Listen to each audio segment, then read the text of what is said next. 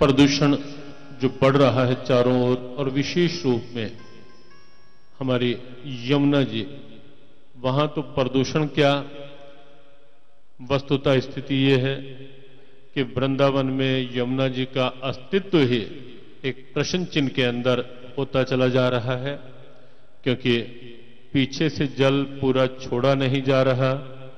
आगे दिल्ली में जो जल होता है वहां पूरा दिल्ली का जो गटर का, फैक्ट्रीज का पानी उसमें मिलता है, और ब्रज में आते आते प्रवेश करते करते यमुना जी, केवल हमारी आस्था ही यमुना जी है वहां, वस्तुतः वहां जो धारा के रूप में, जल प्रवाह के रूप में है, शब्द कहें न कहें वाणी मौन सी हो जाती है। आज यहां यमुना महारानी का स्मरण करते हुए समर्पित कर रहे हैं आज का मंच यमुना महारानी के प्रति। हमारे आराध्य प्रभु हम सबको भी शक्ति दें और अपनी भी कृपा साथ में रखें, ताकि यमुना जी अपने उसी स्वरूप में हम सबकी आस्था श्रद्धा बनी रहे। हमारे पूज्य योग ऋषि स्वामी रामदेव जी महाराज का मंच पर आगमन, और उनके आगमन में भी जो विलंब हुआ वो भी आज कुंभ की भीड़ और रास्ते में क्यों गाड़ियों का रास्ता ही नहीं, लेकिन आए मंच पर उस भीड़ को में से निकलते हुए भी हृदय से अभिनंदन। और आइए श्रवण करें हम हमारे पूज्यपाद श्री स्वामी विवेकानंद जी महाराज का आशीर्वाद। हमारे ब्रज के निधि, ब्रज के हमारे बहुत मनस्वी और बहुत हमारे अच्छे संत, सौम्य संत। गुरुर्ब्रह्मा गुरुर्विष्णु गुरुर्देवो महेश्वरः, गुरुर्साक्षात् परब्रह्म तस्मै श्री गुरुवे नमः।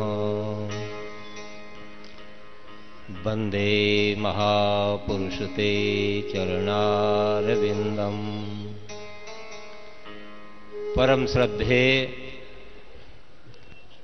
कार्षणी पीठाधीश्वर महामंडलेश्वर पूज्य स्वामी जी महाराज एवं योग गुरु अनंत श्री विभूषित पूज्य स्वामी रामदेव जी महाराज, गीता मनीषी महामंडलेश्वर श्री स्वामी ज्ञानानंद जी महाराज एवं मंच पर विराजमान सभी महापुरुष, माता, बहनों, बंधुओं, संत महापुरुषों की वाणी की वृष्टि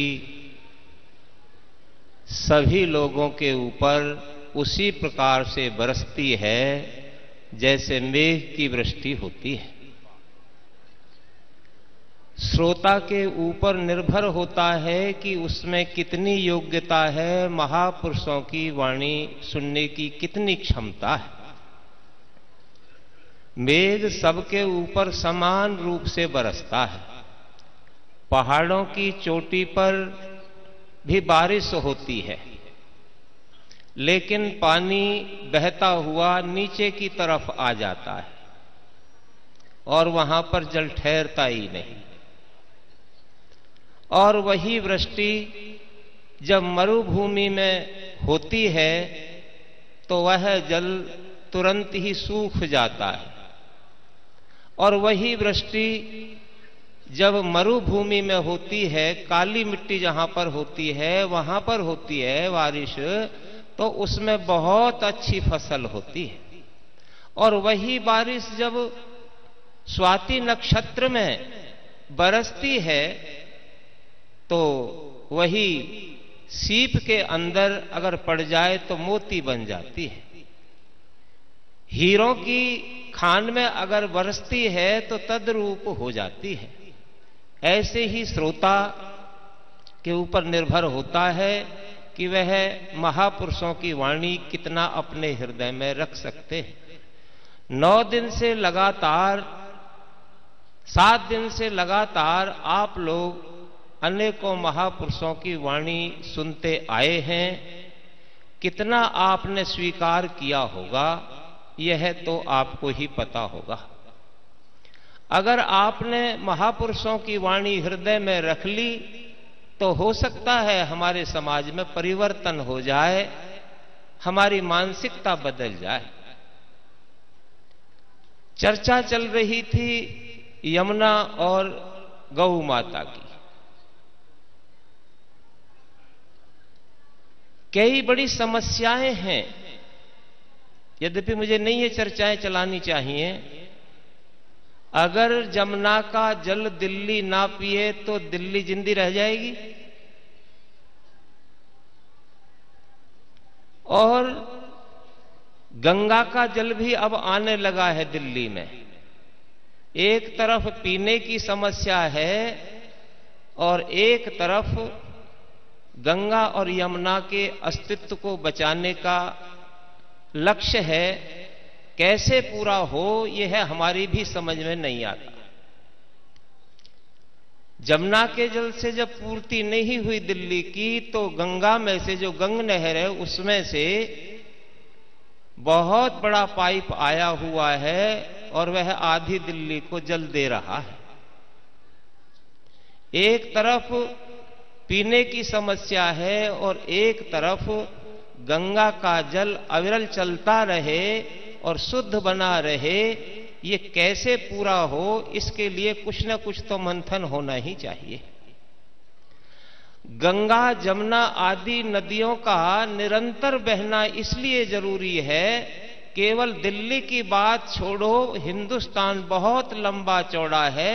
अगर गंगा यमुना का जल निरंतर नहीं बहेगा तो हो सकता है ट्यूबवेलों में पानी भी न रहे।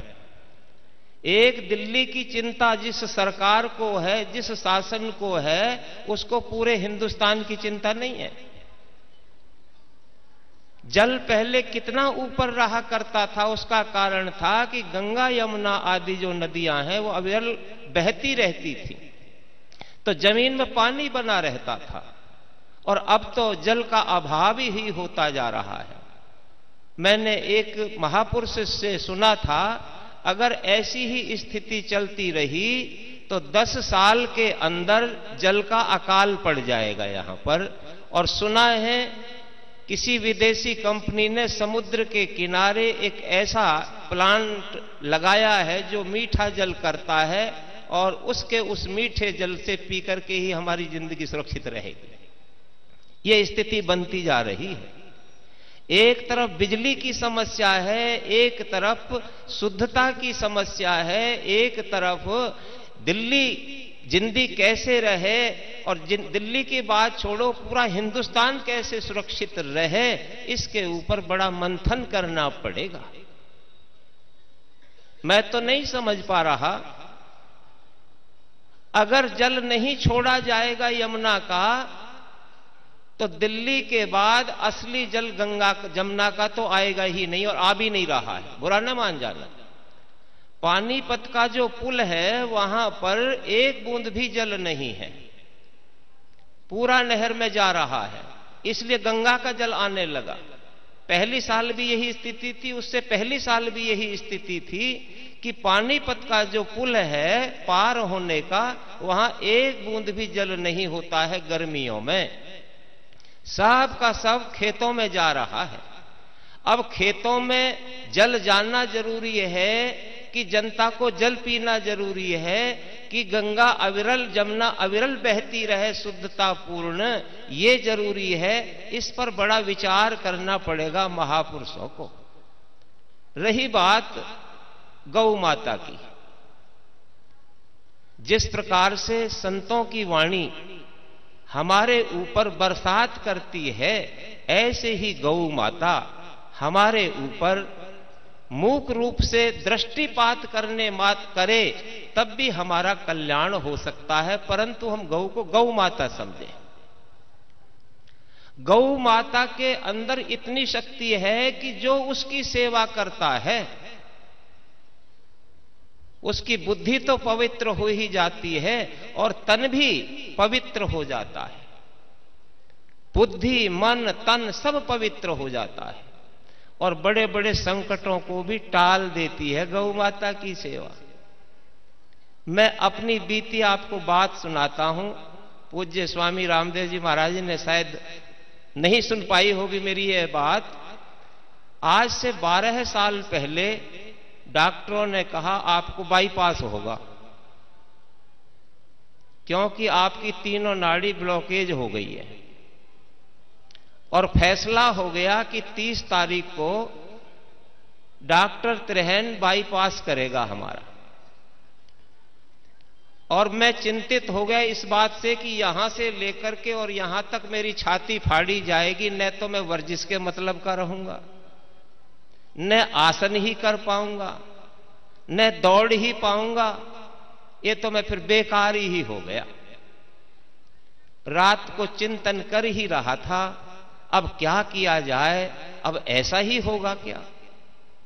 तो मैंने एक संकल्प किया, वो बहुत गलत था। मैंने कहा गौ माता मैं तेरी जिंदगी में कभी सेवा नहीं करूंगा अगर मेरी छाती फाड़ी गई तो। देखो मैं अपनी बीती बात बता रहा हूं। अगर मेरी छाती फट गई तो मैं जिंदगी में चारा भी नहीं डलवाऊंगा किसी गौशाला में।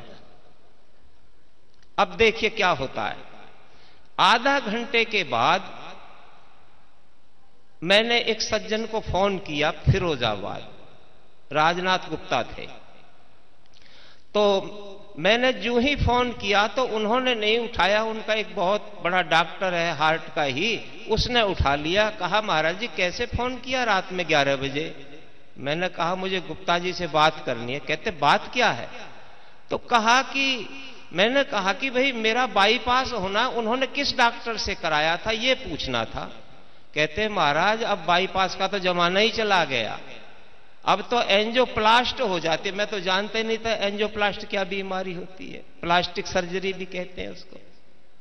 हमने कहा उसमें चीरफाड़ नहीं होती है। कहते बिल्कुल भी नहीं होती, एक इंजेक्शन सा जांग में लगाते हैं, उसमें से तार ले जाते हैं और अंदर एक छल्ला सा डाल देते हैं। हमने कहा भाई ये तो बहुत बढ़िया बात होगी। हमने उसी टाइम 11:30 बजे अपने वृंदावन आश्रम में फोन करवाया कि भाई जब तक मेरा इलाज पूरा ना हो जाए वृंदावन की जितनी भी गौशालाएं हैं सब में हरा चारा डालते रहना। और हॉस्पिटल में गए, डॉक्टर कॉल थे, उन्होंने स्टेंट डाला और कुछ भी पता नहीं चला कि क्या हुआ और क्या नहीं हुआ। मैं तो समझता था इन्होंने 4-5 लाख रुपया ऐसे ही ले लिया, मेरा कुछ किया तो है नहीं, खाली एक इंजेक्शन लगाया। मैंने कहा डॉक्टर साहब आपके यहां भी अंधेर खाता है। कहते कैसे। मैं कहा मुझको आप आधे घंटे से लिटाए हुए हैं, मेरा वो ऑपरेशन तो आपने किया ही नहीं, प्लास्टिक सर्जरी। कहते वो तो आधा घंटा हो चुका किए हुए, वो तो 10-15 मिनट में सारा काम हो जाता। हमने कहा कमाल हो गया। तो हम फिर 6 महीने वृंदावन गए ही नहीं, इसलिए कि गौओं की सेवा चलती रहे। तो 6 महीने तक हरा चारा पड़ता रहा और फिर तो मैंने यह मन बना ही लिया कि अब तो मैं गौ की ही सेवा करूंगा, क्योंकि गौ की सेवा से तो अनेकों रोग दूर हो जाते हैं। अब मैं दौड़ता भी हूं, व्यायाम भी करता हूं और वो हार्ट का ऑपरेशन भी हो गया और दिक्कत कुछ नहीं पड़ी। इस प्रकार से गौ की सेवा करने से तो सारे के सारे ही दुख दरिद्र भाग जाते हैं। एक मुसलमान था गंगा के किनारे, मैं उस टाइम गुरु महाराज के साथ था और वह मुसलमान गंगा में डूबने के लिए आया। गुरु महाराज ने कहा क्यों भाई भगत जी आपके चेहरे से ऐसे लगता है मानो दुनियादारी आपको अच्छी नहीं लग रही। कहा जी मैं तो डूबने आया हूं गंगा में। कहते क्यों डूबने आया। कहते मैं परिवार का पालन पोषण नहीं कर सकता, मेरे 5 तो छोरी हैं और 11 लड़के हैं, इसलिए मैं डूबूंगा गंगा में। गुरु महाराज ने कहा अरे यह मनुष्य चोला मिला है, खुदा करीम का भजन किया कर। कहते हैं हो ही नहीं सकता, मैं पेट ही नहीं भर सकता, अपना भी नहीं, बच्चों का भी नहीं भर सकता। कहा अगर हम तुझे एक उपाय बता दें फिर तो नहीं डूबेगा? कहते नहीं। कहा कि आज से एक गौ किसी से लेकर के आओ। कहते जी मुझे कौन देगा? कहा मैं दिलवाता हूं। इस गौ की तुम सेवा करोगे तो तुम धनवान भी हो जाओगे और तुम्हारे सब बच्चों की शादी भी हो जाएगी। उस व्यक्ति ने मुसलमान होते हुए भी एक गौ की सेवा के द्वारा सैकड़ों गौशालाएं हो गई, वो सैकड़ों गौएं हो गई। और उसके बाद बछड़ों को भी नहीं बेचता था, गौओं को भी नहीं बेचता था, केवल उनका दूध बेचता था। मकान भी बना लिया, सब बच्चों की शादी भी कर ली। और जब कभी कोई किसान आता था और ये कहता था ना कि एक गौ हमें मोल की दे दो, कहते मां को बेचा नहीं जाता। कहा मां को बेचा नहीं जाता, इसी ने तो मेरी जिंदगी बचाई है, इसी ने तो मेरा घर गृहस्थी का पूरा काम किया है, मैं इसको बेच नहीं सकता। कौन ऐसा होगा जो अपनी मां को बेचेगा? और आजकल क्या दुर्दशा है गौ माता की। दूध देना बंद किया और तुरंत ही जंगल में छोड़ देते हैं, बाजार में छोड़ देते हैं। रात को चोर आते हैं, ट्रकों में लाद करके और कबीले में ले जाते हैं, बूचड़ खाने में ले जाते हैं, उनको कटवा देते हैं। जब तक दूध दिया तब तक तो हमने उनकी सेवा की, और दूध नहीं दिया तो उसको दर दर भटकना पड़ रहा है। क्या हम अपने माँ बाप के साथ भी ऐसा कर सकते हैं? और जब माँ बाप के साथ हम नहीं कर सकते तो गौ माँ के साथ में ऐसा क्यों? संकल्प करो, एक गौ की सेवा तो हमें हर हाल में करनी ही है। अगर हम शहर में रहते हैं और हम गौ नहीं रख सकते हैं तो शहरों में अनेकों गौशालाएं, लुधियाना, पंजाब में लुधियाना शहर है, उसमें तो होड़ बची हुई है गौशालाओं की। चारों पांचों कोनों पर 5-6 गौशालाएं खोल दिए और बहुत अच्छे स्तर से चल रही हैं। सबने एक एक गौ गोद ले रखी है, एक गौ का खर्चा गौशाला में भेजते हैं। अगर हम सभी ऐसा संकल्प कर लेवें तो गौ माता तो स्वाभाविक ही बच सकती है और उसी के द्वारा कल्याण हो सकता है। एक गौ का खर्चा हर महीने गौशालाओं में आप भेजते रहो, आपकी बुद्धि भी शुद्ध रहेगी, बच्चे भी शुद्ध रहेंगे। और सुनो, गौ माता के दूध को अगर हम बच्चे को पिलाएंगे तो वह माता पिता का परम भक्त होगा। हमारे एक बहुत अच्छे संत थे, महाराज जी जानते होंगे, आचार्य भगवान देव जी। वो उदाहरण दिया करते थे कि 10 भैंसों के अंदर उसके कटलू को छोड़ दो, वो अपनी मां को नहीं पहचान पाएगा। कभी इसके नीचे लगेगा, कभी उसके नीचे लगेगा। जो लात मारेगी वो उसकी मां नहीं है, जो लात ना मारे वो उसकी मां। ये पहचान है कटलू को, भैंस के कटलू को। और हजारों गौओं के बीच में बछड़ू को छोड़ दो, छलांग मारता जाएगा, इधर गया, ये भी नहीं, वो भी नहीं, वो भी नहीं, और अपनी मां को जाकर के ढूंढ लेगा। गौ के दूध को पी करके जैसे गौ का बच्चा अपनी मां को पहचानता है, अगर ऐसा ही संकल्प हम कर लें, हम पिलाएंगे तो अपने बच्चे को गौ का दूध पिलाएंगे, ताकि आपको और आपके पति को, मैं आपकी तरफ ही ज्यादा देखता हूं क्योंकि बेड़ा पार यही करते हैं हर चीज का, माताओं की तरफ ही मैं देख रहा हूं। ये निश्चय कर लो कि हम अपने बच्चों को गौ का ही दूध पिलाएंगे, भैंस का दूध पिलाएंगे ही नहीं। मैंने 29 साल से गौ का दूध पिया, भैंस का पिया ही नहीं है। स्वामी वामदेव जी महाराज ने संकल्प कराया था हरिद्वार के कुंभ में, तब से मैंने भैंस का दूध नहीं पिया। अगर नहीं मिलता है तो नहीं पीता हूं। लेकिन आश्चर्य की बात यह है कि 29 साल में एक ही दिन ऐसा गया जिस दिन गौ का दूध नहीं मिला, अन्यथा गौ का दूध मिल ही जाता। आप कहोगे दिल्ली में कैसे पीते होगे? दिल्ली में कई सेठों ने, जहां जहां मैं ठहरता हूं, अपने अपने कारखानों में 4-4, 6-6 गौएं रखी हुई है और उनका दूध होता। पता नहीं महाराज कब आ जाए हमारे घर और हमें गौ का दूध लाना पड़े तो कहां से लाएंगे।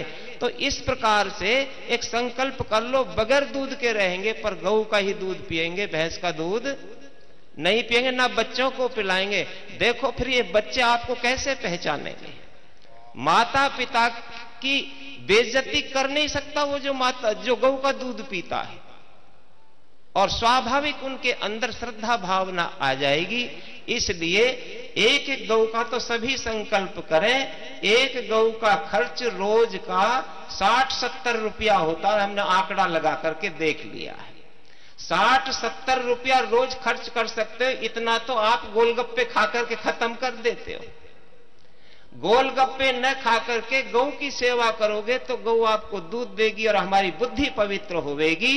इसलिए गौ की सेवा करो और संतों की वाणी सुनो, और जमुना मैया को पवित्र करने के लिए कुछ भी हमको करना पड़े उसके लिए हमें तैयार रहना पड़ेगा। हो सकता है जमुना मैया के शुद्धिकरण के लिए और गंगा मैया के शुद्धिकरण के लिए हमें आंदोलन भी ना छेड़ना पड़ जाए, संघर्ष भी ना करना पड़ जाए। इसलिए हर काम के लिए हमें तैयार रहना होगा। इस देश के जो कर्णधार हैं वो आपकी बात सुनने वाले नहीं है सहज में। बिना संघर्ष के, अरे बिना रोए पीटे तो मां भी बच्चे को दूध नहीं पिलाती है। ये सरकारें कैसे हमारी बात मान सकती हैं? इसलिए हर काम के लिए तैयार रहना होगा, तभी हम इन दोनों गौ और जमुना और गंगा का कल्याण कर सकते हैं, शुद्धिकरण कर सकते हैं, और कोई भी उपाय नहीं है। इतना कहते हुए वाणी को विराम देते हैं। बोलो वृंदावन बिहारी लाल की जय।